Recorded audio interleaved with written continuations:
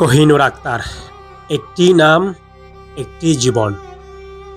ঠিক আজ থেকে ৪ দিন আগে কক্সবাজার সদর হাসপাতালে চিকিৎসা নিতে গিয়ে নিখোঁজ হয়ে যায়।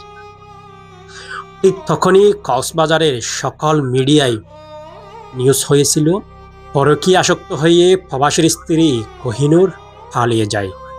কিন্তু ঠিক এর পিছনে কি জিনিসটি লুকিয়ে আসছে কেউ অনুসন্ধান করেনি। এমনকি প্রশাসনের পক্ষ থেকেও তাদেরকে সহযোগিতা করা হয়নি। পরিবারের পক্ষ থেকে বারবার সহযোগিতা চাইলেও কাঙ্ক্ষিত সহযোগিতা তারা পায়নি।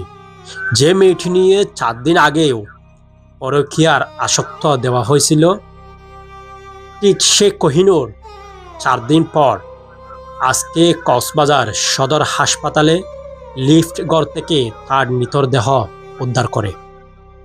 যে হাসপাতালে কোহিনূর চিকিৎসা নিতে গিয়েছিল, ঠিক সে হাসপাতাল থেকে অজান্তে নিজের মৃতদেহটি লাশ হয়ে বাহির হয়। কে জানতো কোহিনূরের এমন পরিণতি হবে?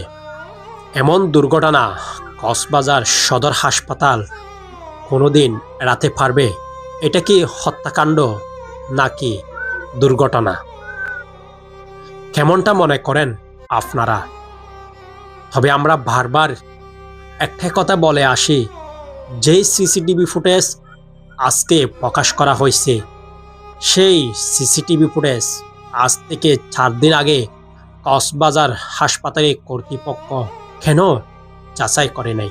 একটা হাসপাতাল থেকে ৪ দিন পর্যন্ত একজন মানুষ নিখোঁজ হয়ে গেল, অথচ কক্সবাজার সদর হাসপাতাল কোনো ধরনের পদক্ষেপ গ্রহণ করেনি, অথবা তারা তাদের সিসিটিভি ফুটেজ খতিয়ে দেখে নাই।